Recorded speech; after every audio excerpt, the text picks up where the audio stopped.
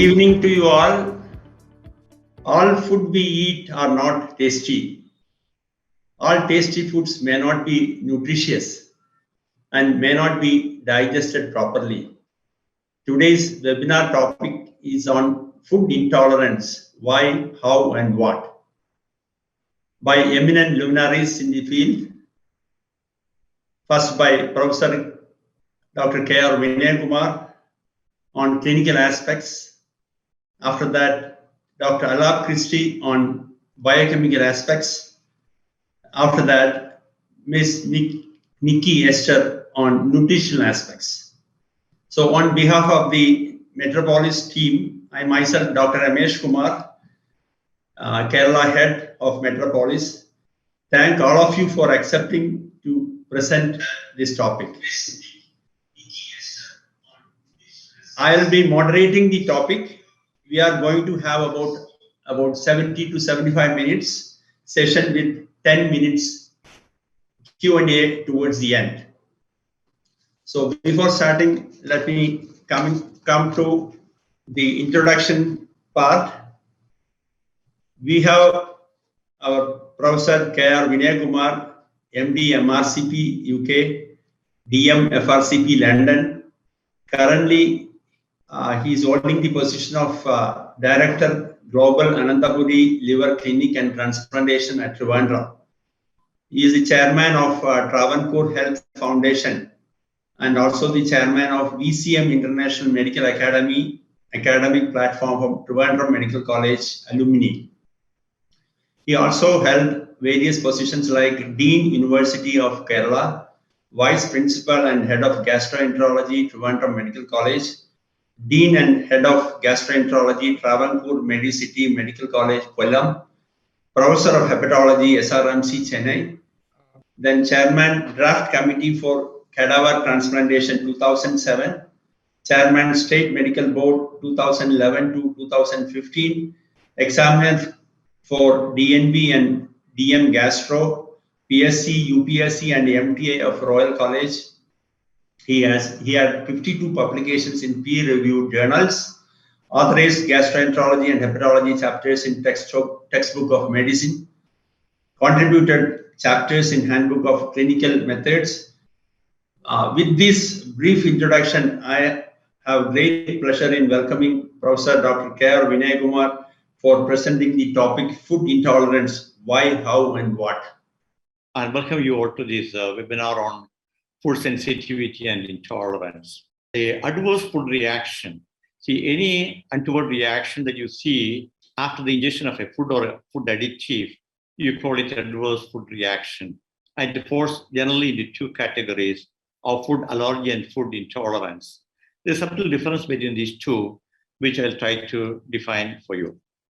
So if you just look at the mechanisms, mostly it is actually immunological, and then it can be non-immunological mechanisms also. Immunological mechanisms are of two types generally. It is IgE mediated, which is actually very well known, the food allergy type, And this is a sort of ectopy, and the type 1 anaphylaxis, which is IgE mediated, which is very overt, say as in the case of an egg allergy or some fish allergy, something like that, But I think what is more common, in fact, is less spectacular, but more common, in fact, is non-IgE mediated, which in fact is mediated through IgG and also sometimes cell mediated also. If you just look at the problem, this is actually more prevalent than the first one. However, this in fact is not very overt. So this is mainly the topic which I will be focusing on today's webinar.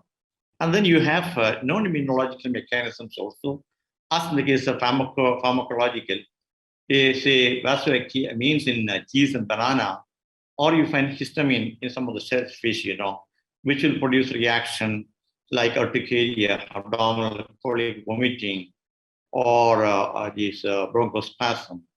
Or they can be enzymatic mediated, as in the case of lactase deficiency, which will produce, in the case of lactase deficiency, there can be lactose is not getting absorbed and then it's converted to lactitol and lactic acid, which can produce a bloating sensation, colic, and all. The prevalence of this problem is far more than you think. It's more than you think. It is more prevalent in children and may be seen with the prevalence of 5 to 8%, and in adults 2 to 5%. Means that when you grow old, you will be outgrowing many of these problems. And if you look at the food allergen, mostly in children, it may be peanut, cow's milk, shellfish, tree nuts are there, egg, beet, and soybeans. And if you look in the adult, the order may be slightly different. That is shellfish, peanut, tree nut, finned fish, raw food, and vegetables. And I think these food components would make about 80% of the food allergy and intolerance. And in the next 20 minutes, I will define this, some of the important entities for you. And then I will take you to the pathophysiology, especially about the basic gut immunology, to explain the basis for these things. And then I will take you through some of the clinical presentations and I mentioned some of the associations, especially with the gut diseases, and something about the diagnosis, and I will conclude. The food intolerance, food allergy, food hypersensitivity, etc. are used interchangeably, but actually they are not the same. The subtle difference I will tell you. And not only the food, but then food additives can also be sometimes, problematic. The prevalence is much less than the food itself. And this adverse reaction to food, it's the same thing which I have told you. It may be immune mediated or non-immune mediated. If it is immune mediated, this may be type 1 IgE, and this is something which is very overt. And IgE mediated, though larger in quantity, is actually covert. It is a type 3 allergy reaction that is mostly IgE mediated. And this will come in the term of food intolerance. This is the classical food allergy. And thus, the IgE mediated type 3 allergic reaction, this generally comes in the food intolerance group, along with non-immune mediated disorders. So again, the focus of today's talk will be this group of conditions. And this will lead to non-specific symptoms versus IgE type, or type 1 anaphylaxis. It leads to multiple symptoms affecting multiple systems, and it might seem to be not specific. And the point is, most of the people are undiagnosed. So this condition is mostly covert. So that's a problem. So after the problem, this is more, but this is less diagnosed. This point I'll be repeating again and again. And this, in fact, is IgE mediated. So we need to look into the differences, Clinically, I will what actually is the basic difference. Some of the points, in fact, I have shared with you. But again, I will tell you, this IgE mediator, this is a classical food allergy. And this is the topic we are going to discuss, how this is different from the classical food allergy. Here, the incidence is low. The result from infrequent exposure to the antigen, the quantity of the antigen recorded here is very low. And this actually throws out a predictable reaction. The local reaction is more for vomiting, abdominal pain, colic, diarrhea, and then maybe associated with urticaria, bronchospasm. So this is actually predictable, and sometimes this may be life-threatening also. And this, in fact, is a basophil and master cell degranulation, leading on to the release of histamine and leukotrienes, And this is, in fact, very overt. The patients are aware of that. So they willfully avoid these things. And this, in fact, is IgE-based, again and again, I'm telling you. And this remains there for longer period of time in the body. Okay, the antibodies are there for longer period of time. And this can be tested with the skin prick tests are there, and the serum IgS are also there. So I think this is the common variety of food allergy that you discuss, you think about, and you come across also. versus IgG mediated, which is actually covered, the incidence is really high. Okay, this actually results from the food that you commonly take. And the symptoms, in fact, are chronic and variable. And the offending food you take frequently, and this actually triggering an IgG mediated response, type 3 response. That is actually the antigen-antibody complexes will be formed, and this will lead to the complement activation and multiple symptoms. Wherever this is getting deposited, there can be symptoms. And the antibody declines over the time. It is not permanent, as in the case of type 1. And here, this can be detected through in vitro testing of IgG and not the skin prick test or IgG test. So if you detect them and then if you manage them with specific elimination or substitution, there can be very good clinical response.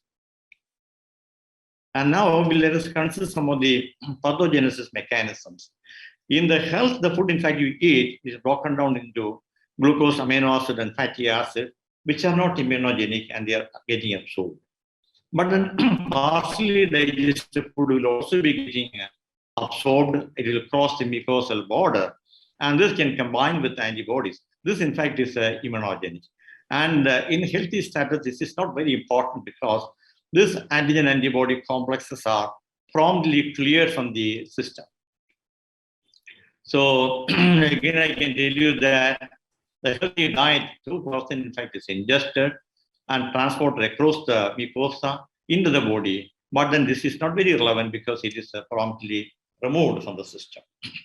But then there are some circumstances, where it can be problematic. So let us consider the pathological situations. Here you can see that, the antigens will be crossing. As I told you, normally it will be crossing even through the intact mucosa and tight junction will be crossing. And as soon as it has crossed, the antibody responses will be eliminated. And then you can see that this will be getting cleared very efficiently. And hence there is no symptom or problem. Whereas if the patient has got a compromised immune system, and the same is a sort of antigens coming up, but then the immunological responses are less efficient. You can see that, and the clearance, immune clearance, there's only one clearance. The rest, in fact, stays back, So this can produce problems.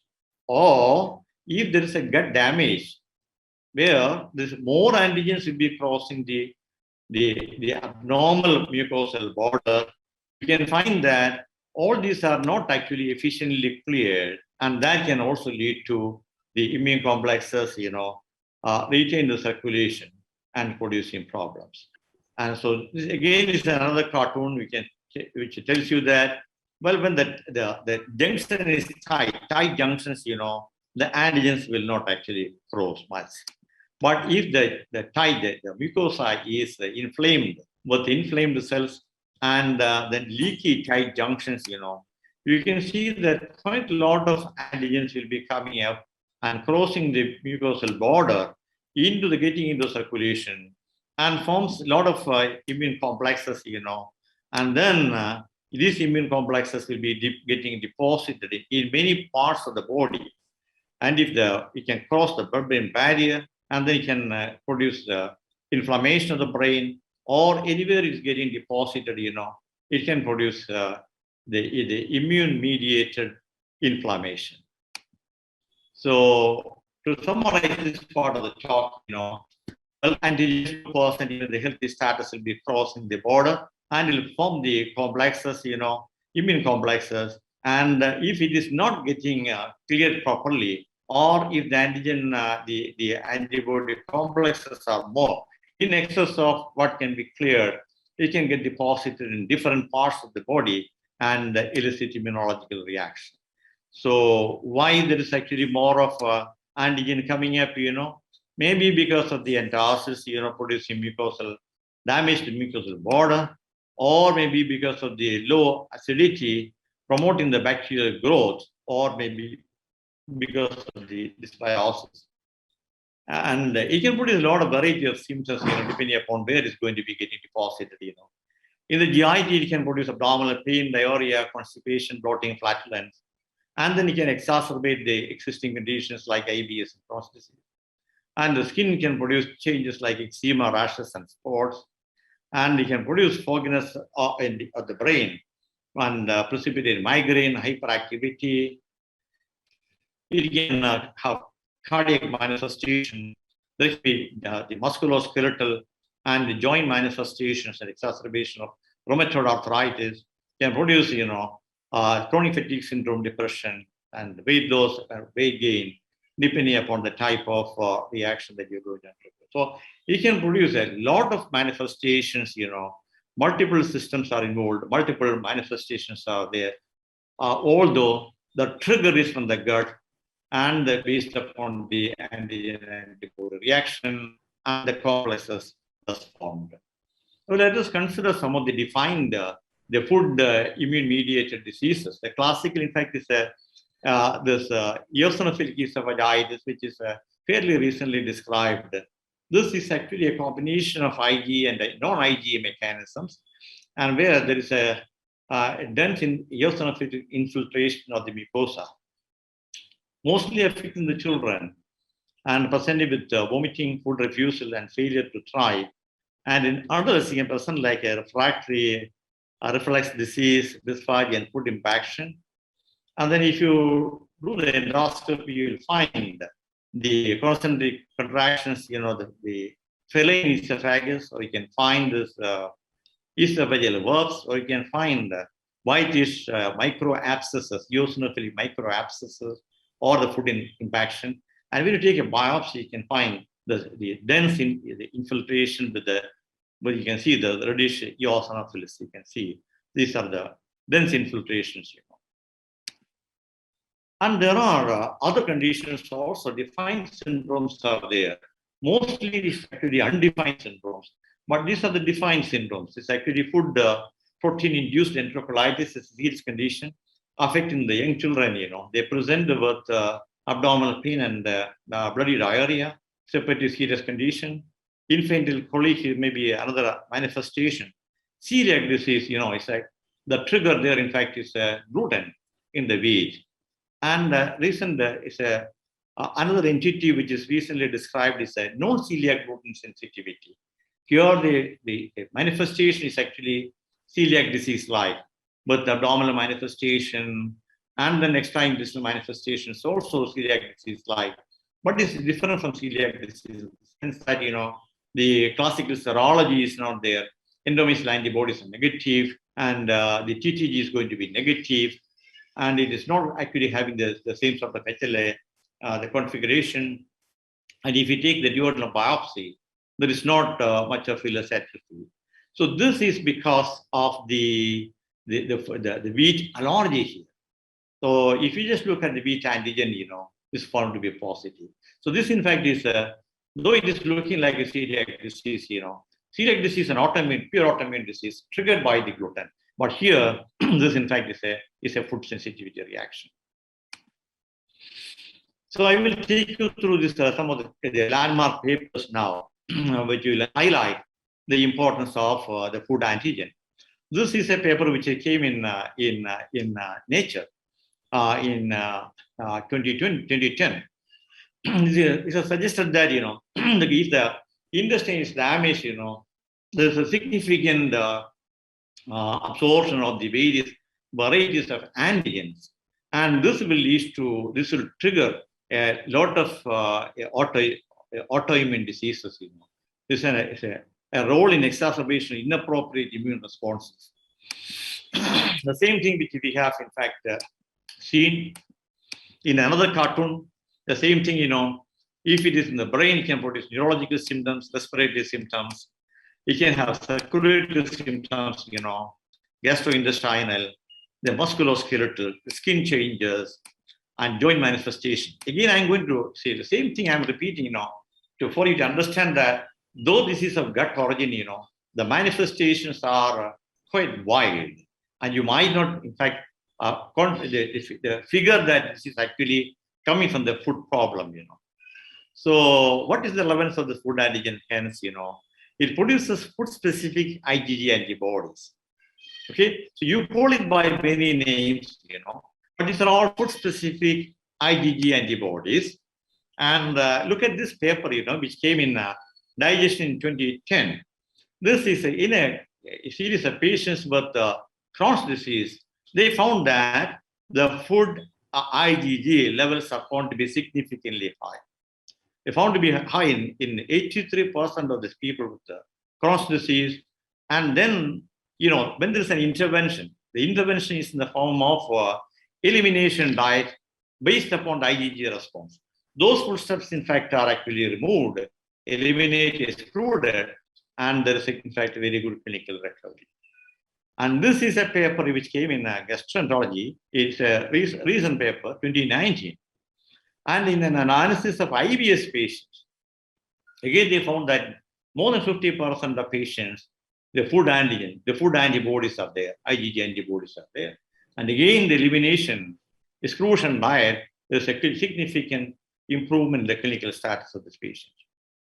And this paper came in World Journal of Gastroenterology. And this is the beginning of our understanding of the non-celiac, this gluten sensitivity syndrome, which in fact I have referred to that. And they found that, in this non-celiac gluten sensitivity, which I described before, it is actually celiac-like, but the serology is different, and the mucosal biopsy is actually different, but this is actually celiac disease-like. And there they found that there's actually significant increase in the specific food antibodies are there. So they found that this is mainly because of the food allergy. And this paper, this is an old paper which came in gut. And they found that this is, in fact, one of the basis for the elimination diet, They found that there is a significant number of IBS patients, there is actually antibodies to milk, wheat, and eggs, and coffee. And if you go for elimination, of this diet, there's a significant improvement. So this, in fact, is a paper from the Inflammatory Bowel Disease Journal of 2018. And there, again, the same sort of pattern, food antibodies, food-specific antibodies. Mind you, these are IgG antibodies. These are not IgE antibodies. This is the tolerance, food intolerance variety of IgG mediate. So they looked for this antibodies. They found in a significant number. And when they have gone for elimination, again, the same pattern, they found that there's a significant improvement. You can see there's a significant clinical improvement and endoscopy improvement is there. You can see this. Yeah, you can see this. These changes. So clinical improvement and endoscopy improvement is there. So definitely this food intolerance, food allergy has got a role in exacerbating the ulcerative colitis.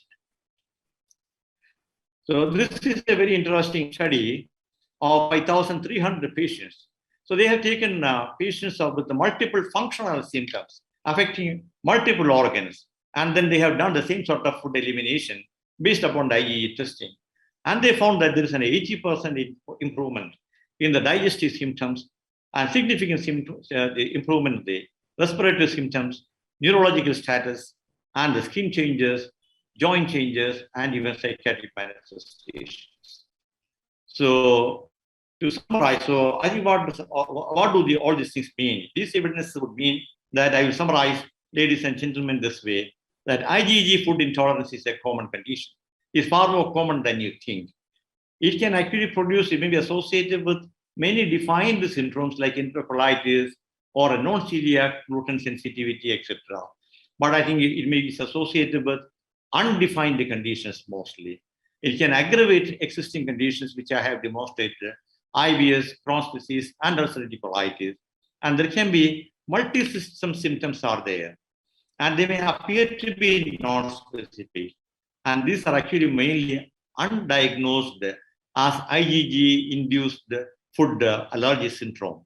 And it can lead to, this undiagnosed condition can lead to considerable morbidity. And you can detect these things with the IgG-based serum test and this IgG-based elimination and substitution of the diet is very effective intervention. and can revert many of the clinical problems of these patients. So, ladies and gentlemen, in a nutshell, with a well-designed elimination diet based upon the food intolerance and test results, one can not only reverse certain chronic conditions, but it can also revive the overall immunity by reviving the health condition. So thank you very much for your attention, and thanks for the opportunity, and I'll be very happy to take up some of the questions. Thanks. Thank you very much for the amazing talk on the clinical aspects of food intolerance, and definitely we have been enlightened on that part. So with that, I think on that note, I think I would request Dr. Ramesh to then take the another talk. Thank you, sir, for our valuable presentation. It was an excellent presentation. You know, viewers will be having a lot of questions towards the end. We can have the question answers. And meanwhile, if you have the questions, please put it in the chat box. Now, next presentation is by our Dr. Alap Christy. He is MBBS, M.D., Pg.D.M. He is the scientific business head of clinical chemistry, and he is the head quality assurance at our global reference laboratory, Mumbai. He is associated with Metropolis Healthcare Limited for the last so many years. His areas of interest: specialized chemistry, metabolic disorders, quality assurance, lab accreditation. He had 18 publications in indexed in journals, practicing clinical chemistry since a decade. Now, Dr. Alap Christy will be speaking on the biochemical aspects of food intolerance. So good evening, everyone. So today we'll be talking about food intolerance laboratory aspects, lab diagnosis part. So as Sir has nicely covered on the clinical aspects, I would not go in detail for details of it. But when we talk about the food intolerance test, first question which comes in our mind is it for me? So this was the slide which Sir basically showed, why we need it. Very atypical symptoms like a very common type of depression or headache, hyperactivity, melancholy, lethargy, shortness of breath, wheezing, running nose. At times we might ignore it. Then there are a variety of GI symptoms: abdominal pain, heartburn, nausea, belching, excessive gas, and we tend to ignore it.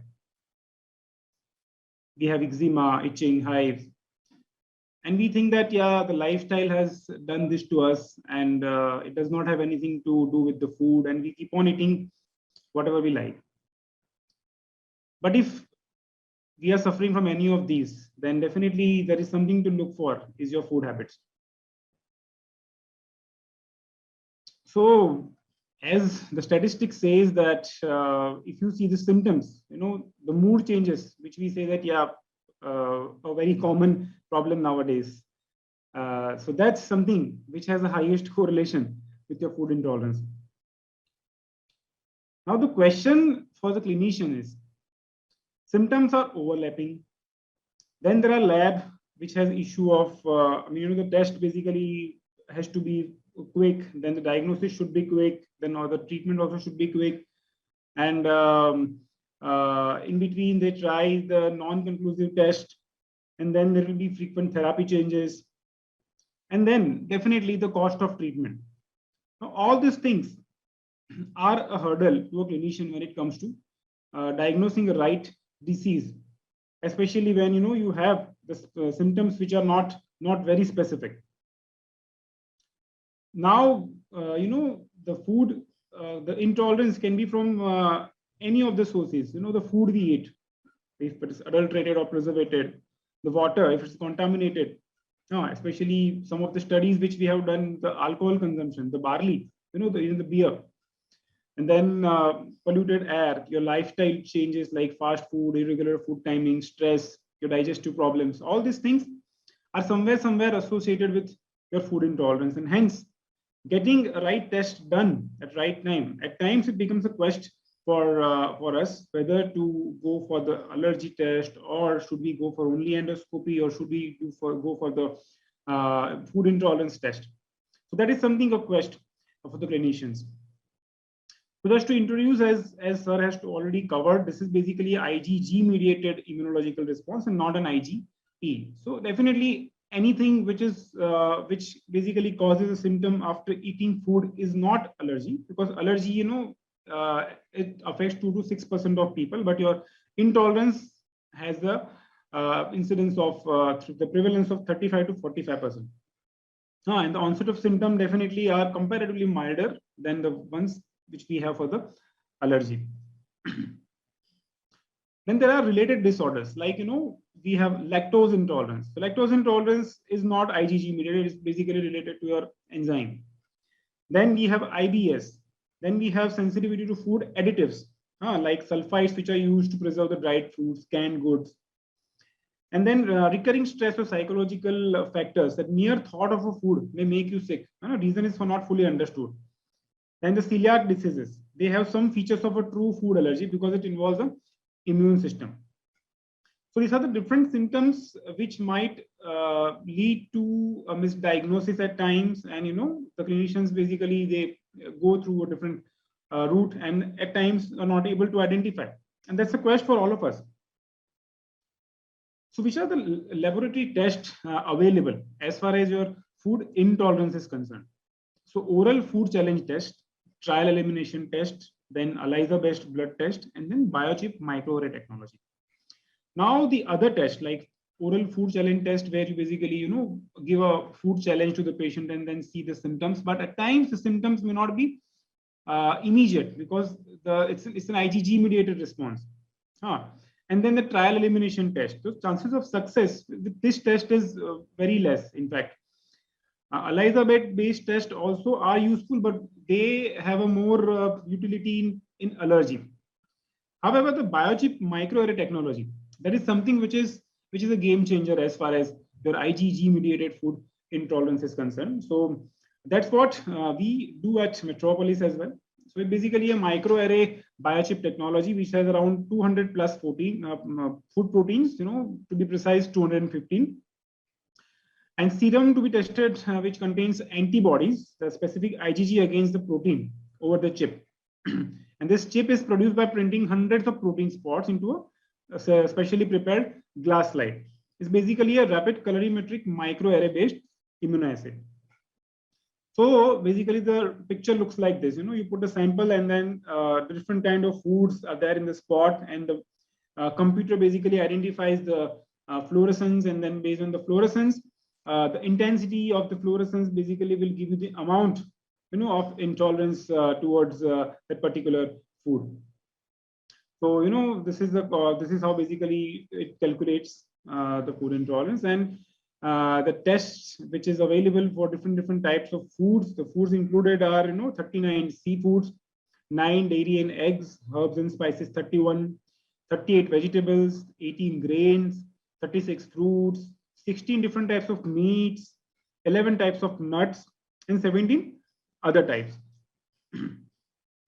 So in nutshell, if I want to say, if in dairy and egg you have cow's milk, goat milk, your egg white.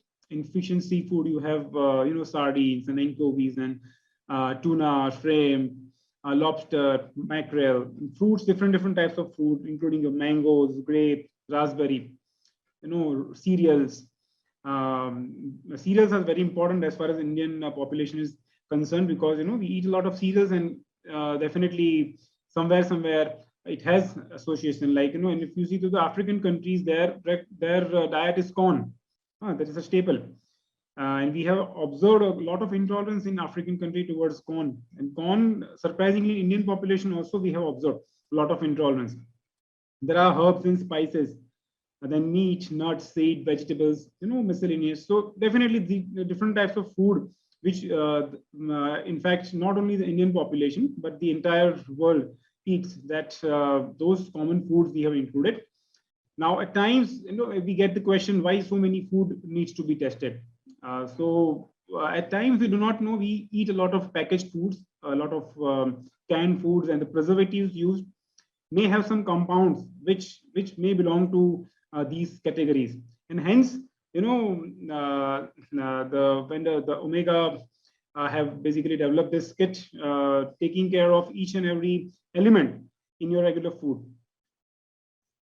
So this is one of the observation which we had, around 628 individuals in our lab who came with specific symptoms. These are not the normal ones. They came with the specific symptoms, and they were kind of, after the lot of differential diagnosis, they were asked to do the food intolerance test, and surprisingly, 93% of participants had sensitivity to egg white, and 92% had towards cow milk, and towards barley, 100% of participants had the intolerance. And the most common green peas, a pea, 98% were intolerant to that. So it was a very good correlation which we found, and we could see that somewhere there is a lot of involvement of IgG mediated response as far as the gastric disorders are concerned. So the report, how do you basically interpret a report? So if the elevated IgG levels are there, then it will be showing in red. Then it will be a yellow, which will say that it's a moderate reaction, and there will be green, which will basically show no reaction. Now the elimination diet concept Nicky will cover, so I will not go in detail of that. So this is how basically the diet is planned based on how much levels you get for the food IgGs against the specific foods. So if you have, say, elevated more than 30 units per ml, then basically you kind of start you eliminate that food completely. And if you have a borderline, then intermittently. And so that's basically a plan how to go about it. So this is how the report looks. As you can see, this is one of the patient where barley, corn, gliadin, these all are elevated. Wheat is something which it's very common, but still that it has been shown as elevated. So now first thing is to test. You have to analyze the history when we go towards the diagnosis of it. Second is diet, where basically we suggest elimination diet, use diet guide. So when we do the test, we provide a diet guide as well to the patients. And definitely, it's not that patients have to do it by themselves. They have to do it in consultation with their physician and with their dietitian, because that's very important to keep a track of progress on it. And then we have to check for the improvement in symptoms of health and slowly reintroduce the eliminated food. So it's basically a reveal, restrict, and revive. So you have revealed to which food you are intolerant, you will be restricting it, and then you will be reviving. So that's how it, so this is what basically in a nutshell, with a well-designed elimination diet, one can not only have reversed certain chronic conditions, but can also revive immunity. Now we'll talk about some myths and facts, which is some important things that frequently we get these questions. My patients don't need to be tested because with a few questions about their food habits, I can know what food they are problematic for. And then they feel better after avoiding them while under my treatment. Well, definitely, a question and elimination in terms of clinical history will help. But unlike allergy, symptoms of food intolerance takes up to 72 hours and more to develop. And hence, pinpointing exact culprit food without a test may not be accurate.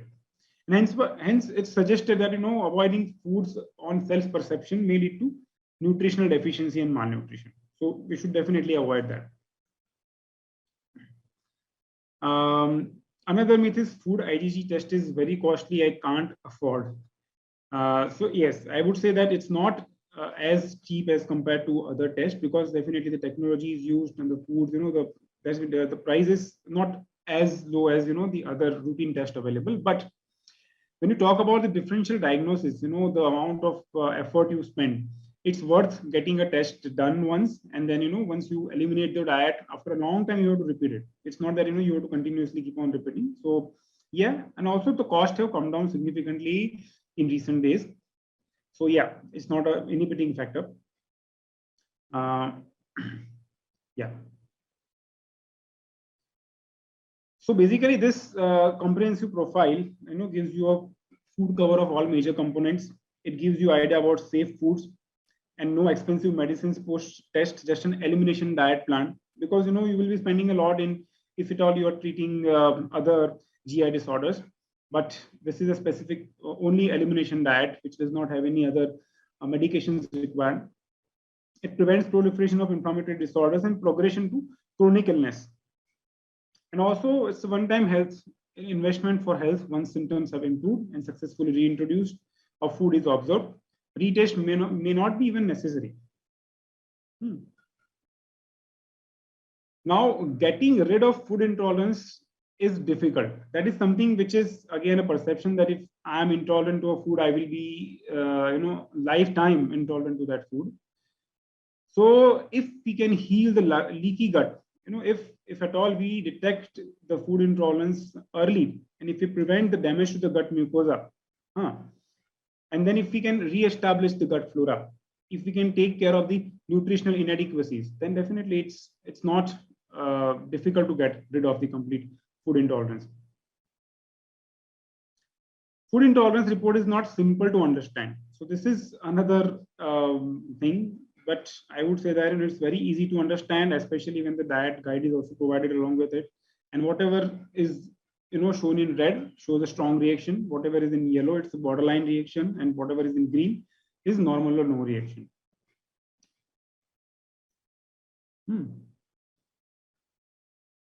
For a gastroenterologist, endoscopy is the gold standard, and they don't believe that this test is any of value to them. Well, we have a lot of gastroenterologists on board who prefer this test. So definitely, if someone says that no, endoscopy is only the gold standard, definitely endoscopy is going to help you, identifying your gut mucosal pathology. But at times, it may be difficult to to differentiate between the Crohn's disease or from the IBDs or from your food allergies, food intolerance, because basically it will show the mucosal damage. However, specific foods, definitely, where you want to identify, that is something which food intolerance test will be able to tell you. Yeah. Now, Indian food is under the impact of westernized diet. So there is one question basically that this test is not reliable since being vegetarian I am reactive to non-veg items. This query we got from a Jain customer of ours that I have been shown reactive to something non-vegetarian, and how can it be? I have not even eaten any non-veg item, and how am I being shown reactive to sardines? So if we see, some of the preservatives like E62629, that is, that has the guanylate acid, basically from yeast, sardines, and meat. So this might lead to the intolerance. So definitely, something where we have the packaged diets and the preservatives are used, that is something which is to look forward to. So yeah, it's definitely, it's a win-win situation for all, because if we have a better therapeutic outcome, we have target achievement recognition, and definitely it's about it's not about the only image, because definitely when we have a clinic, or if we are a patient and we have a social life to lead, then definitely if we have a problem-free life, if then our image would definitely be good. Before doing the test, patient preparation, that is something which is important, which I'm going to tell you now is, at times what happens is there are foods to which we will not be shown reactive. The reason being, we have not taken that diet for a long time. We know somehow that, I have intolerance to that particular food. But when you go for it, definitely it will not show, because you need to have a continuous exposure to it. So to ensure a reliable result, the patient should include the food in your diet at least 6 weeks before the testing. Before the children below 2 years, this test is not recommended. This test does not detect the intolerance arising from enzymes like lactose intolerance or chemical sensitivities like histamine intolerance. And it does not detect the IgE antibody. So for full allergy, we have a separate profile itself. So those tests are also available with us. But yeah, this intolerance is something which deals with the IgG. In conclusion, It's a better tool for identifying food intolerance because it's a non-invasive, adjuvant, objective, quantitative, long-term consumption of non-tolerated food causes gut inflammation and accounts for development of various chronic diseases. And elimination of diets based on food intolerance are recommended in the irritable bowel syndrome, atopic dermatitis, etc. It is suspected that a diet may be unfavorably affecting an individual's health. And a food intolerance is recommended in order to identify the foods causing adverse symptoms. Some individuals may show positivity for many food items, which could be due to local gut pathology, like leaky gut, as sir explained. It is recommended to consult a gastroenterologist or other health specialist in such cases. So yes, that's basically about the lab part, and we'll be happy to have the questions in the end. And thank you so much once again for the opportunity. Thank you, Dr. Alap, for your excellent presentation on the diagnostic aspects. Our viewers will be having some questions. Towards the end, you can answer it. Now, let me go to the third presenter, Nicky Ester. Yeah, she's going to present on the nutritional aspects of food intolerance. Nicky Ester, she's a MRC in nutrition, head of nutrition and UK commercial operations manager for Cambridge Nutritional Sciences and Omega Diagnostics. Nicky received her master's in nutrition from University College Cork in Ireland and brings with her over 20 years experience of working within the health and well-being sector, 10 years of which was spent in her own private clinical practice. Throughout her career, she has given lectures to help increase the awareness of nutrition and its importance in relation to optimal health and well-being. She is passionate about empowering individuals to understand the role they play in their health in order to create meaningful and lasting change.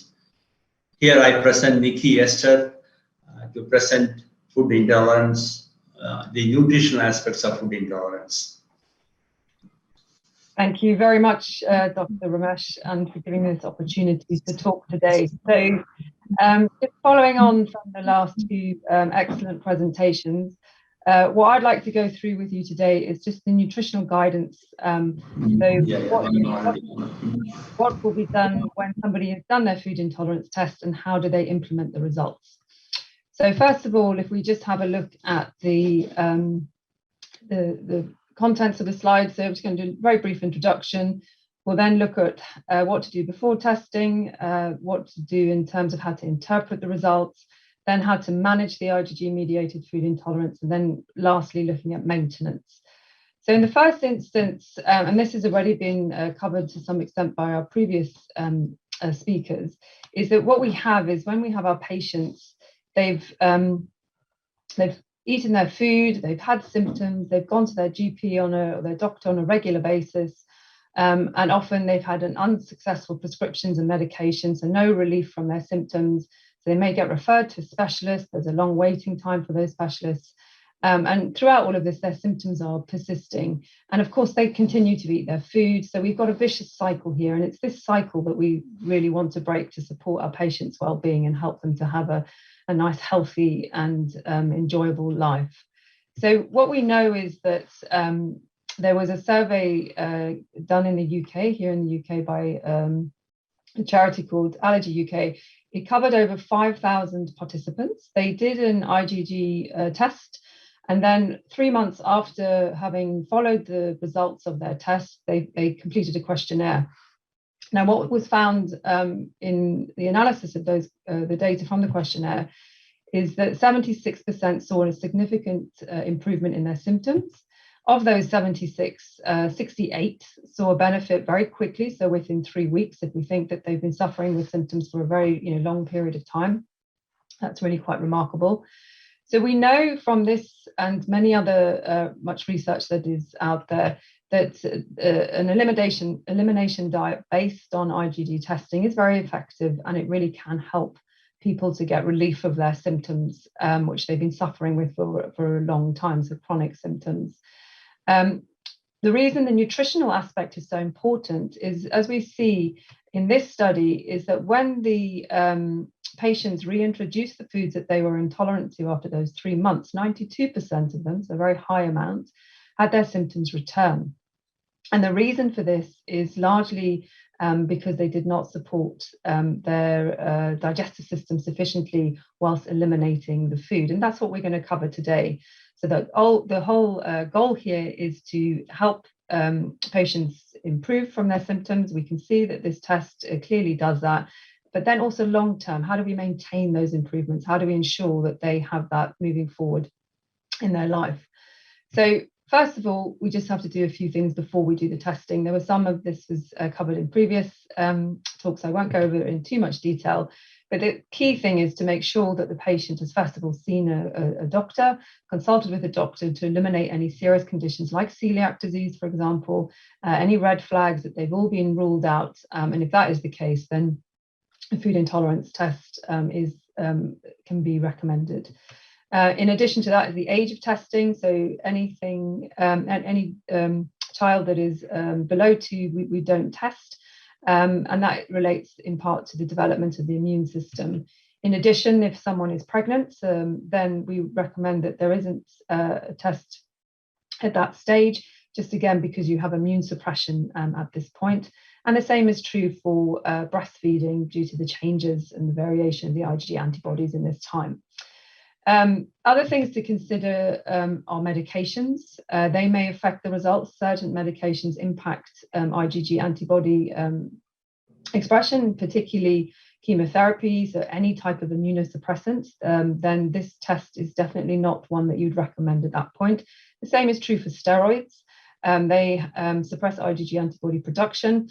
So for long-term steroid use, the recommendation is not to do the test, but it does depend on the length of time that the medication has been taken. So if you have a patient who has just been put on steroids, then it's absolutely fine to, low-dose steroids, it's fine to do the test. If they've been on it for a long period, say after a month, between 1 to 3 months, you can still do it, but it's very important just to make sure that the patient is aware that it may impact on the results, and the results will need to be interpreted differently. 3 months a patient and longer, if a patient has been on steroids, then it is not recommended.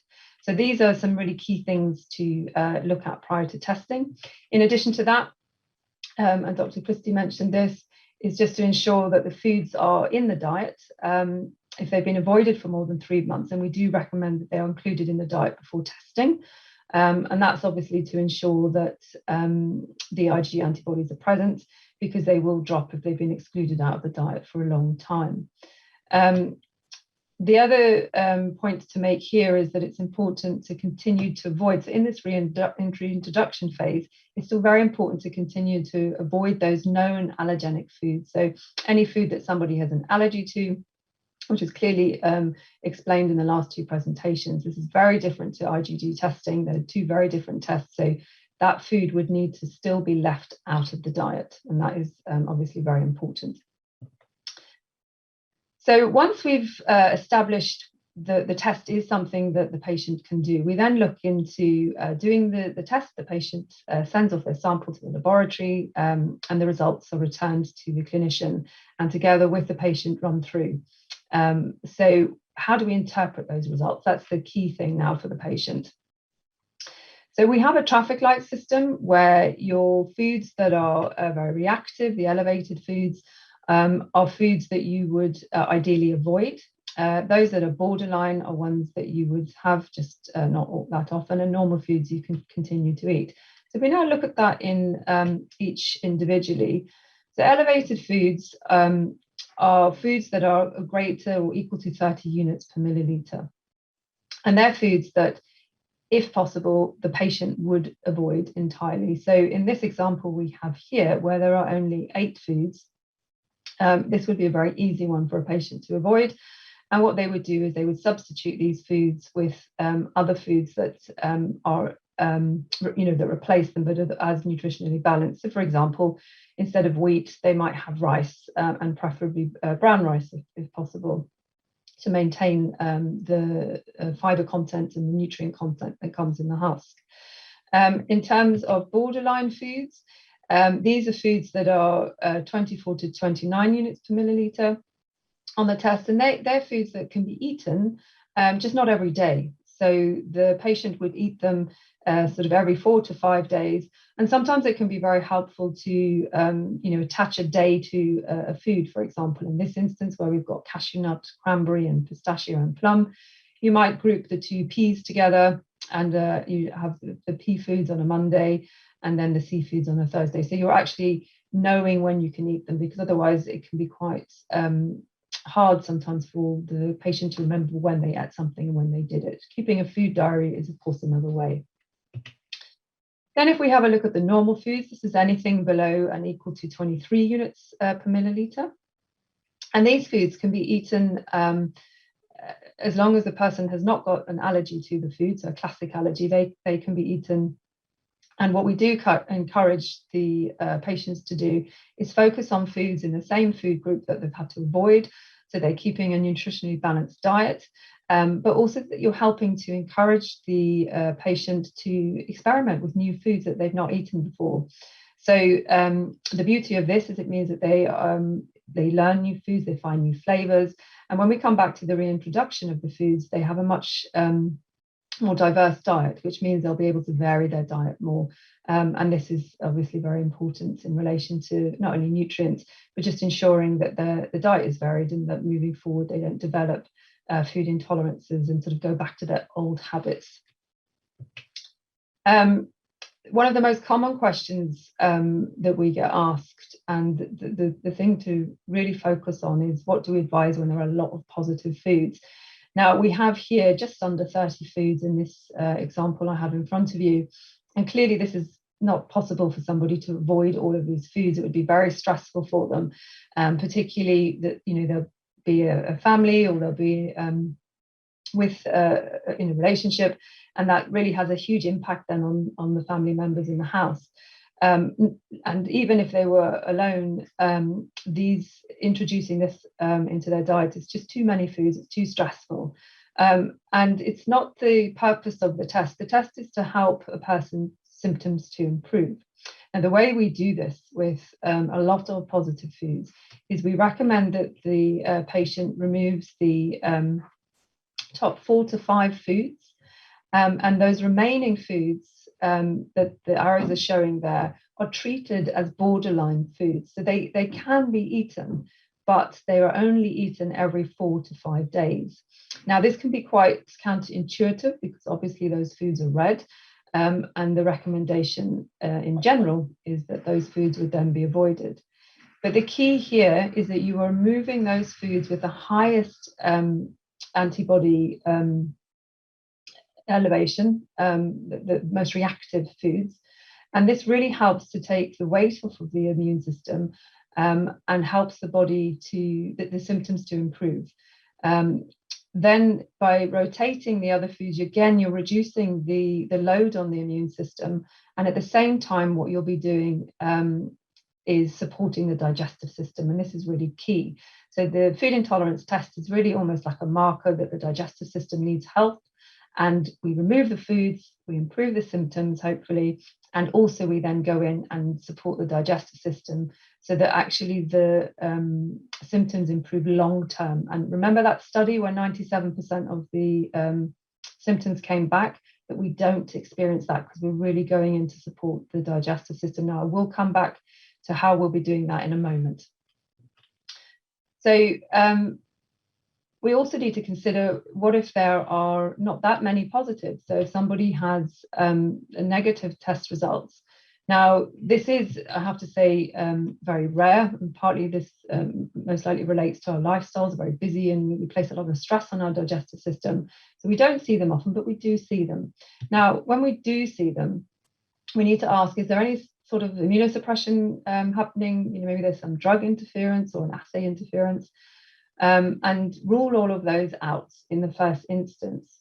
Now, with those ruled out, and we know that this is a genuine sort of negative test result, then we just need to look for some other potential causes. So adrenal support, thyroid support, parasites, etc. There's so many other areas to look at to help support the body.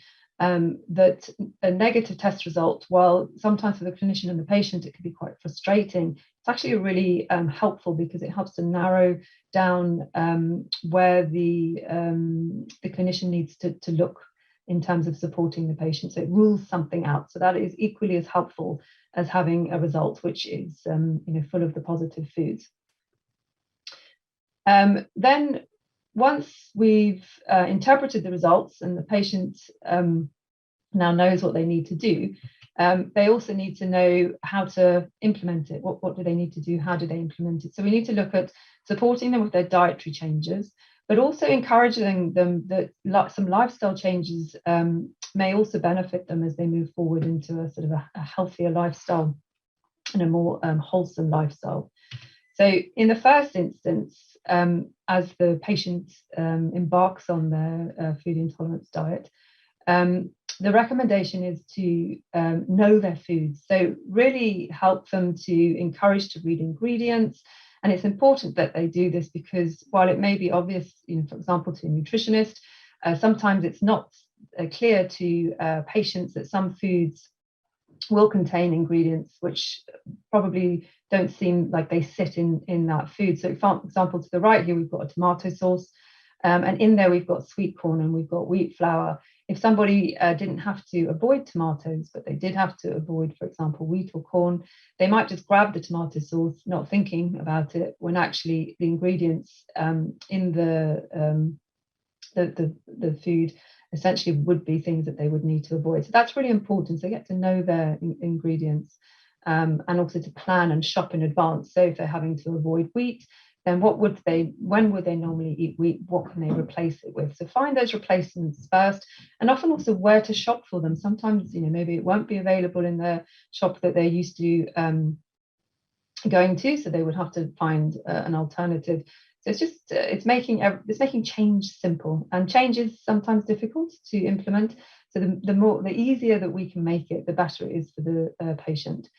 The key is also for them to vary their diets. They don't, just swap out, for example, wheat and then have rice instead, but they vary their diet and they have a variety of grains to choose from, or vegetables and meats if they're not vegetarian. The other thing is to substitute with similar alternatives so that they're maintaining a balanced diet. So rather than just taking something out of the diet and sort of, not replacing it with a similar food source, and I'm using wheat and rice as an example there, if you just cut out the carbohydrates, obviously that's not good either. So it's always about replacing the food with an alternative. And the results do help patients to see what is in the food group and what they can have instead. So that hopefully helps it make it easier for them as well. The key is to concentrate on the normal foods, experiment, get them more engaged in their diet if they're not already, and make it more interesting. Now, in those first few days, weeks, potentially, there may be more support required from the nutritionist just to help them make sure they're supported. And then afterwards, once they've got their head around what they're doing, they're usually quite, sort of self-sufficient and to sort of follow their results and hopefully see the improvements in their symptoms. There is a patient guidebook in there. There are some, some very fundamental swaps that they can have in terms of their foods if they're avoiding gluten and eggs and dairy and so on. So this just makes it that little bit more easy for them as well.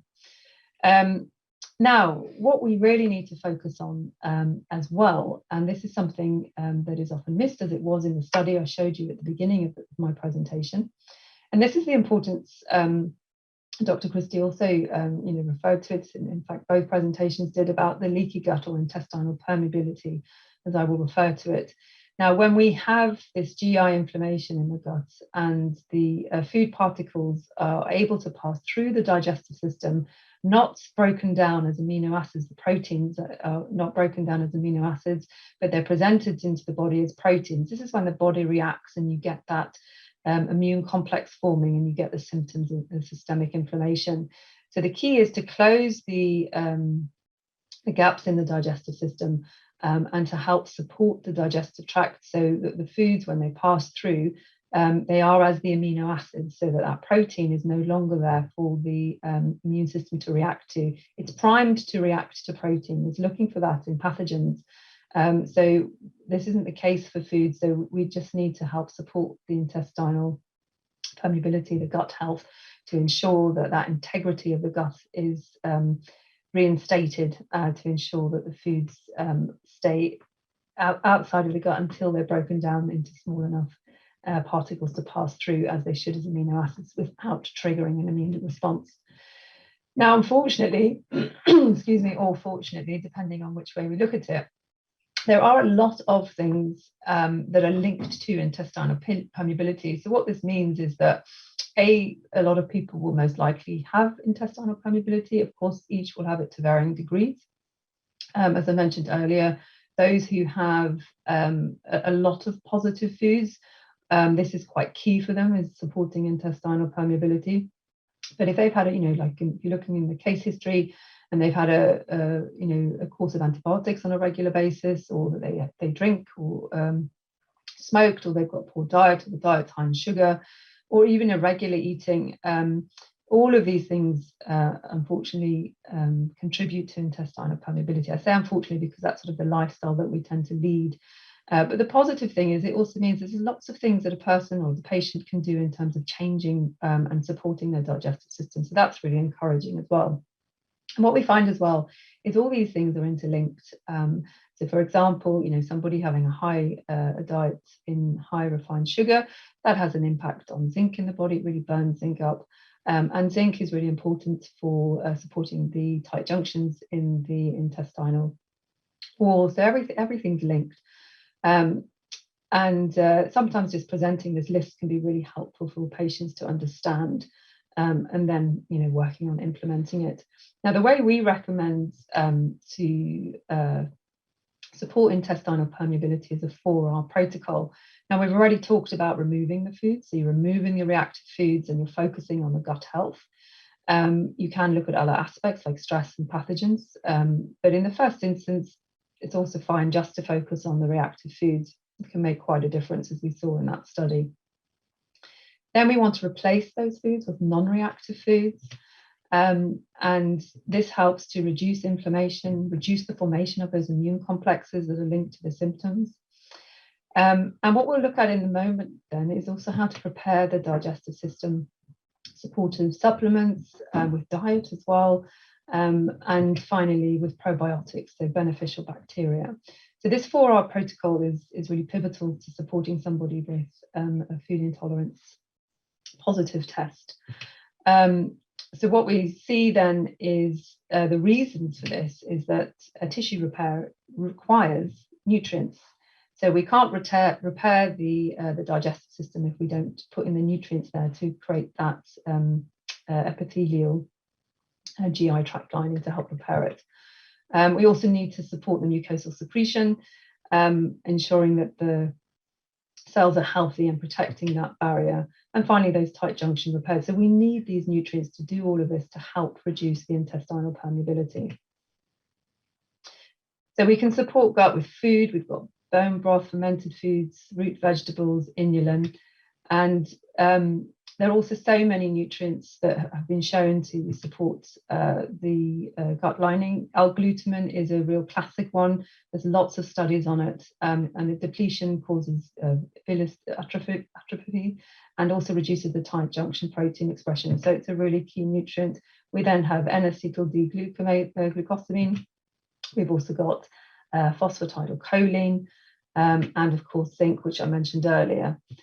Then other supplements which are of benefit to the gut barrier are quercetin, can really help with the mast cell formation as well. We've got N-acetyl-L-cysteine, which is really important to help reduce oxidative stress. And we've got the essential fatty acids, which are really important in the phospholipid membrane. So lots of nutrients that can be used and supplemented to help the patients. In addition, we've got the probiotics.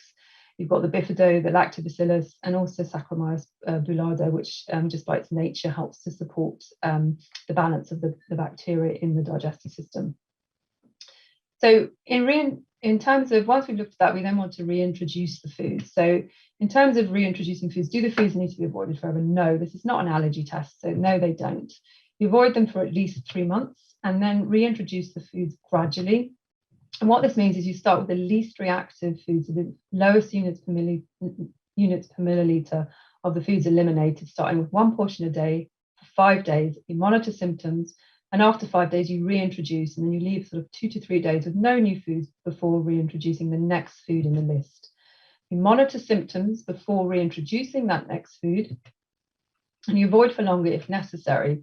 So if in terms of bringing the food in, you have the symptoms and increase, then just continue to avoid the foods for a month, and again, focus on that gut barrier function and really supporting intestinal permeability.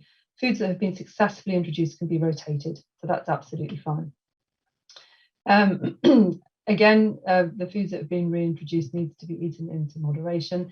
And if we retest, as Dr. Christy said, sometimes it's not necessary, but if needed, we recommend after a year.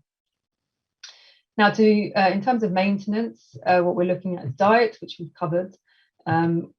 Sleep hygiene is really important, balancing circadian rhythm, making sure the blue light, which affects melatonin secretion, a lot of healing and detoxification takes place at night, so really important to help that to maintain health and help support the food intolerance results. Supplementation we've run through, and stress management, particularly these last 15 months have been stressful for everybody. So coaching, counselling, that can help to relieve stress, but also movement, exercise can help relieving stress, as well as mindfulness and meditation. So all these factors can help to ensure, together with the food intolerance test, that a really good likelihood that as they move forward after reintroducing their foods, that they maintain a nice, healthy, symptom-free lifestyle and excellent health status.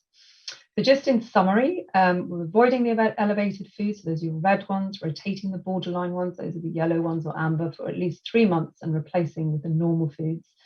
We're also supporting the digestive health, the immune system, and looking at specific nutrients which are known to support both. We're repopulating the guts with the beneficial microbiota.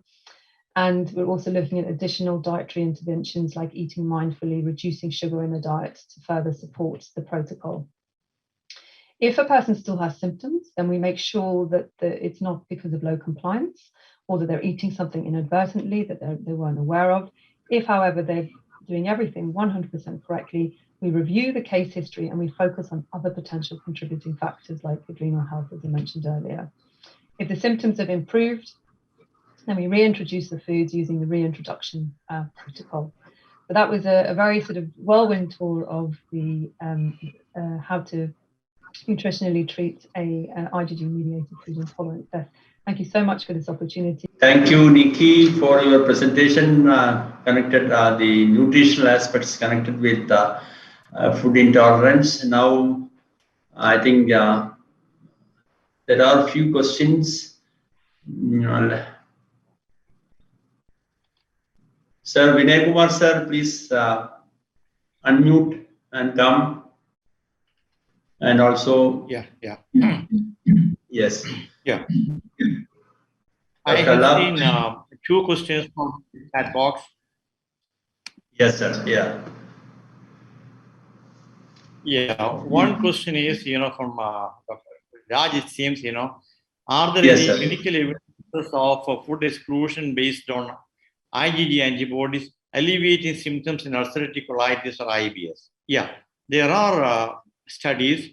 In fact, during my presentation also, I quoted some of the studies, One study is from the Journal of Inflammatory Bowel Disease, 2018, which has clearly shown that exclusion diet has actually led to significant clinical improvement and endoscopic improvement. There are actually many papers, I have selected only a couple there, representative. And regarding IBS, there are more papers, not only from the Western world, but in the World Journal of Gastroenterology also. Many papers are there suggesting that, food elimination. And mostly, the type of food would differ in different parts. One of the early papers in the gut, which in fact I have shown you, has suggested, mostly the antibodies to coffee, milk, and the egg there. So the elimination, in fact, has a significant improvement, the clinical improvement in IBS. So in fact, elimination diet is something which we used to practice, in IBS in early days, very much.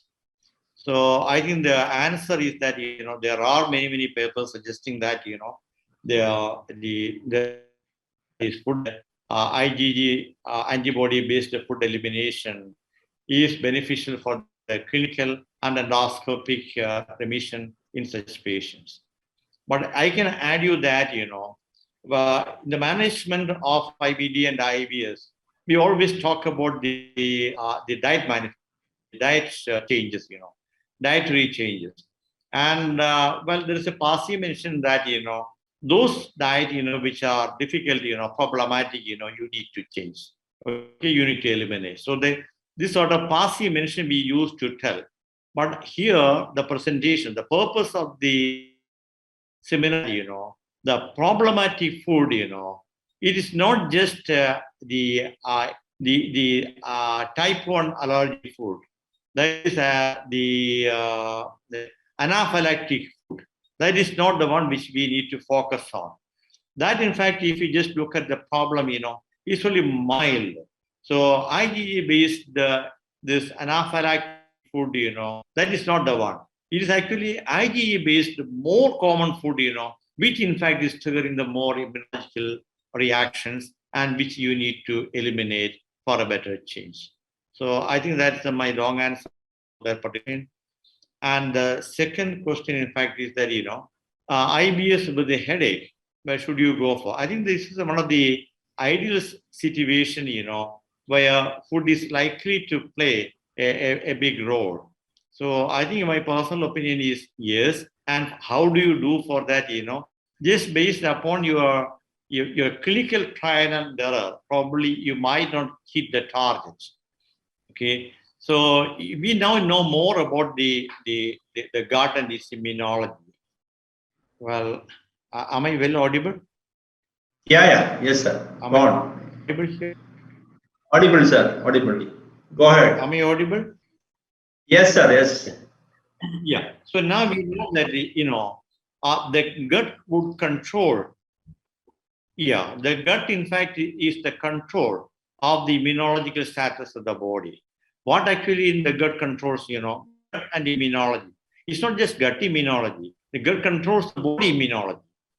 And how it controls, well, there are three elements there, the genetic makeup, and the gut microbiota and the antigens, the food antigens, And this, in fact, and it's in the relationship that actually controls the immunological system of the entire body. So now we have got an understanding about that, this trio of genetics, epigenetics, and metagenetics, composed of your genetic makeup, and your bacteria, the gut microbiota, and the food antigens that you eat, that actually controls your whole body immunology.